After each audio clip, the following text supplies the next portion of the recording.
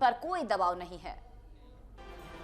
MQM के senior रहनुमा रऊफ सिद्दीकी को सिंध असेंबली के इजलास में शिरकत के लिए जेल से बख्तरबंद गाड़ी में लाया गया। इस मौके पर मीडिया से गुफ्तगू करते हुए अब्दुल रऊफ सिद्दीकी का कहना था कि एमकेएम के बानी के खिलाफ लाई जाने वाली करारदादों के हवाले से असेंबली में अपना नुक्ता नजर पेश करेंगे। इस हवाले से पार्लिमानी पार्टी का इजलास हो रहा है। पार्लिमानी पार्टी का इजलास हो रहा है ऊपर।